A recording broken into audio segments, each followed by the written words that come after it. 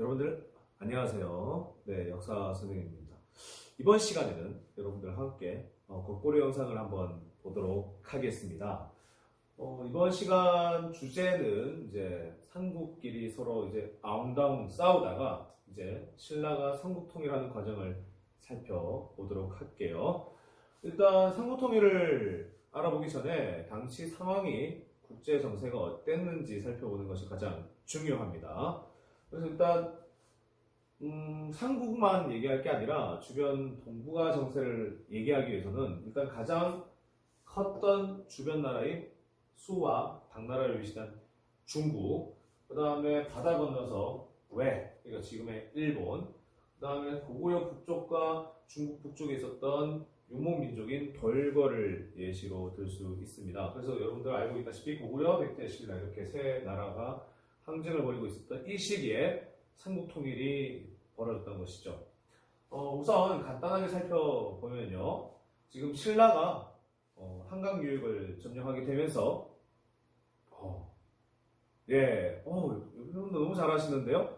그렇죠? 신라가 한강 유역을 점령하게 되면서 성왕을 전사시키고, 그리고 한강 유역이 원래 그전에는 고구려 영토이기 때문에 백제와 고구려의 원한을 산 경험이 있습니다. 그렇기 때문에 신라와 백제는, 그리고 신라와 고구려는 서로 적대관계일 수밖에 없겠죠. 그리고 신라가 어쨌든 적대관계를 만들어면서까지 한강 유역을 점령했기 때문에 일단 중국으로 통하는 바닷길이 일단 열릴 수 있게 되었습니다. 그래서 신라와 나중에 수와 당 위시하는 중국이 협력관계가 되는 것이죠. 그 다음에 백제는 이미 문물을 많이 전파한 일본과 신성관계를 유지했다고 볼 수 있고, 그리고 고구려는 수와 당과 대결하기 위해서 북쪽의 유목민족이었던 돌궐과 우호 관계에 있었습니다. 우리는 이것을 십자형 외교라고 부릅니다. 그렇기 때문에 신라와 수, 당을 이어서 동쪽, 서쪽 이렇게 하는 관계로 우리는 동서세력이라고 부르고, 그렇다면 돌궐과 고구려와 백제와 외는 어떤 세력이라고 할 수 있죠? 예, 맞습니다. 여러분들 역시 Amazing Surprise. 여러분이 너무 잘합니다. 그렇죠? 남북 세력입니다. 그래서 당시는 동서 세력과 남북 세력이 대립하는 그런 관계에 놓여 있다고 볼 수 있습니다. 네, 그러면 다음 페이지로 넘어가도록 하겠습니다. 빔 프로젝트 이렇게 누르는 것만 있으면 아주 할 텐데, 어제 그 강릉에 이마트에 갔더니 비싼 거밖에 없고 좀 싼 게 없더라고요. 그래서 지금 인터넷 주문해서 다음 영상 때부터 이제 꾹꾹 눌러가면서 하도록 하겠습니다.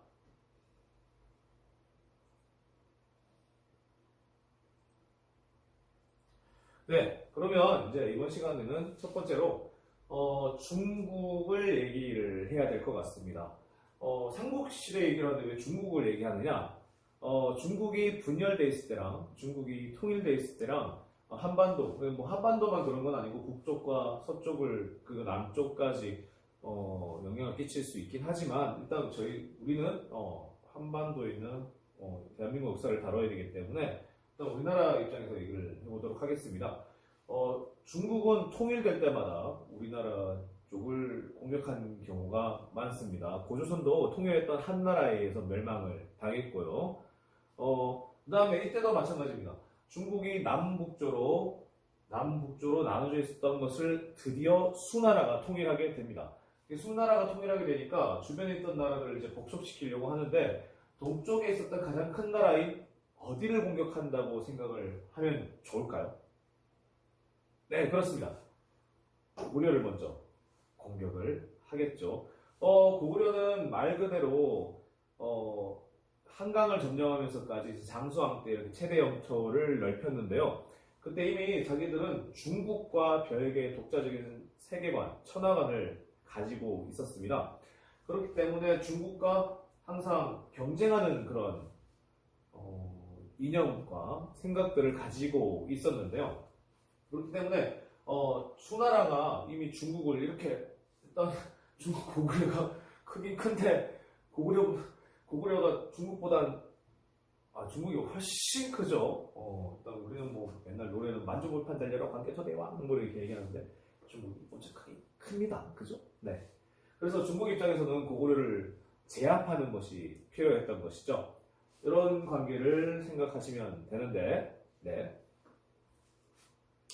고구려가 당시에 수나라와 당나라를 공격에도 불구하고 여러 번 방어할 수 있었던 이유 중에 하나가 이런 요동지역을 확대한 겁니다. 여기가 한반도 지역이고 우리가 잘 알고 있는 그 요동지역입니다.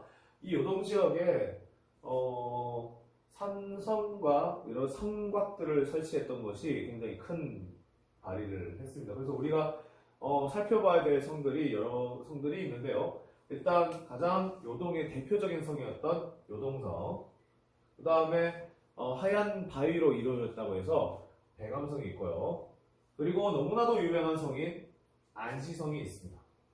그리고 마지막으로 바닷길로 들어올 때는 이곳을 꼭 거쳐야 했었는데요. 비사성이 있습니다. 이렇게 고구려는 요동 지역을 성벽으로 한 게 아니고 성곽으로 이렇게 방어를 만들기도 했다고 합니다. 이런 점을 생각하시고 보시면 더 좋을 것 같네요.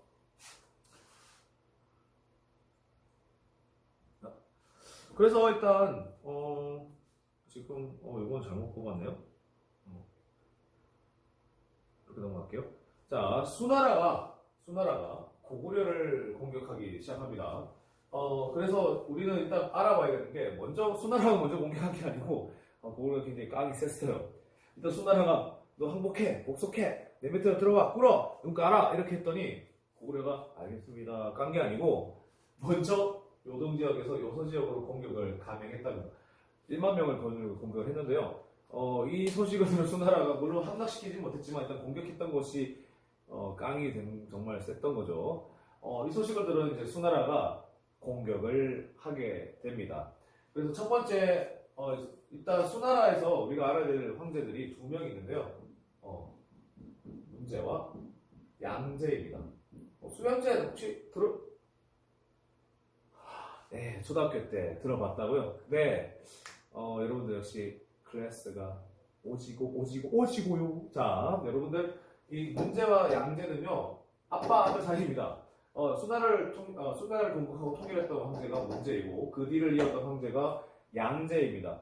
재밌는 사실은 양제가 문제를 죽이고 황제에 올랐다는 사실이죠. 수양제는 중국 역사상 폭군 중에 베스트 3 안에 들어갑니다. 사실은 넘버 1이라고도 얘기하는 사람도 있어요. 자, 이 수양제 문제에 대해서 얘기를 좀 해볼까 합니다. 간단하게 공격을 어떻게 했는지. 자, 수문제와 양제는 일단 고구려를 공격했을 때 문제가 먼저 공격하면 당연히 먼저겠죠. 자, 그래서 수문제는 30만 명을 이끌고 고구려를 공격합니다. 공격하지만 소득이 없었어요. 기록이 어떻게 나와 있냐면요. 네, 태풍과 홍수에 밀려서 다시 퇴각했다 이런 얘기가 나오는데 사실 이건 이제 중국인들이 자신이 좀 세요. 역사상 기록을 자기가 지면 뭐 용서하고 돌아왔다든지 뭐 항복해서 돌아왔다든지 아니면은 날씨가 좋지 않아서 돌아왔다든지 뭐 그런 얘기를 합니다. 하지만 여기서 어쨌든 퇴각을 하게 되고요. 문제는 이 양제입니다. 기록에 따르면 우리가 알고 있다시피 113만 명이라는 30만도 엄청 많아요. 원주 인구 정도 돼요. 113만 명이라는 거의 강원도 인구에 맞먹는 병사를 이끌고 들어옵니다. 들어오는데 아까 봤다시피 여러분들 요동 지역에 성들이 꽉 세워져 있죠. 사실 이걸 뚫고 그냥 지나오면 안 돼. 한 군데만 뚫고 이게 구멍을 만들어서 들어오면 되냐 안 되냐 이렇게 얘기를 할 수도 있겠지만 그렇게 돼버리면 뒤에서 고구려가 끊어버려요. 뭘 끊으면 여러분들 점심시간에 뭐 먹어야 돼요? 밥 먹어야 되죠. 밥이 마실 건 없고 가는 못 먹으면 오후에 수업이 되나요? 안 되죠. 병사들도 마찬가지입니다. 이게 산을 뛰어야 되고 들을 옮기고 자기 무거운 거 들고 이렇게 해야 되는 병사들이 만약에 이걸 못하게 되면 밥을 못 먹게 되면 거의 끝나는 겁니다. 그냥 전투를 못해요. 뭐 정신력으로 한번 해보세요. 한번 되는지. 자, 그래서 이거 끊지 못하고 계속 하나하나 공격을 해야 되는데 넘지를 못하는 겁니다. 그러다 보니까 수양제가 꾀를 하나 냈어요. 이 중에서 빼기 30만 명을 평양성으로 거의 진격시켜버립니다. 특공대죠, 특공대. 그래서 보내서 이렇게 오는 광경을 목격할 수 있습니다. 그래서 우문술 우중문이라고 하는 장소들을 시켜서 이렇게 공격을 하게 되는데 사실은 이게 잘 안 됐어요. 왜냐면 보급로가 차단될까봐 음식들을 메고 갔었어야 됐어요, 애들이. 그것도 30일치요. 여러분 한번 도시락 30일치 한번 들고 다니시면 감이 올 겁니다. 그러면 90개를 들고 뭐 줄여서 하루에 2끼만 먹는다 해서 60개인데 한 개만 50g 이렇게 해도 다른 군장들도 있었으니까 엄청 무거웠을 거예요. 그래서 가다가 몰래 버리고 이렇게 했대요. 밤에 뭐 이렇게 묵기도 하고. 그러다 보니까 올 때 이미 기지맥진한 거예요. 자, 어쨌든 고글에서는 이때 굉장히 발등에 불이 파이어가 확 떨어집니다. 이때 하지만 등장한 분이 계셨으니 바로 울지문덕 장군이십니다. 네, 울지문덕 장군은 이렇게 깊숙하게 끌고 오면서 보급로를 길어지게 만들고 그 다음에 이런 화면 양술책을 씁니다. 처음에는 항복하겠습니다. 돌아가시면 저희가 항복하러 가겠습니다. 라고 이렇게 하고 자, 그 말을 들었던 이 수나라 장수들은 다시 평양성까지 왔다가 어쩔 수 없이 돌아가야겠죠. 네, 돌아가는 길에 조금씩 야금야금 공격을 해서 추격대를 보내서 공격을 해서 괴멸시켜버리는데요. 거의 괴멸되는 장소가 잘 알다시피 여기가 살수예요. 살수. 그래서 살수에서 거의 끝장을 내는데요. 30만 명에 갔던 군사들이 중국에 살아서 돌아가는 군사들이 2,000여 명밖에 안 되는 그런 전과를 성공을 합니다. 물론 이제 전투에서 다 죽은 건 아니고 굶어 죽은 사람도 있고 뭐 이렇게 뭐 지쳐서 쓰러진 사람도 있고 뭐 여러 사람들이 있겠지만 대다수가 사망하는 그런 살 수가 없어요. 그래서 살 수가 없어서 살수대는 아니다라는 말을 전하고 싶습니다. 살수에서 거의 괴멸을 시켰다. 이런 일이 발생하다 보니까 수나라는 거의 뭐 113만 마리 백성천면 이걸 끌고 갔다가는 거의 뭐 마을마다 남자들이 남아나지 않을 정도로 그런 전쟁을 벌였다고 해요. 그러니까 나라가 결국에는 뭐 무조건 고구려 원정 때문에 망했다 할 수 있지만 이런 것들이 원인이 돼서 수나라는 멸망하게 됩니다.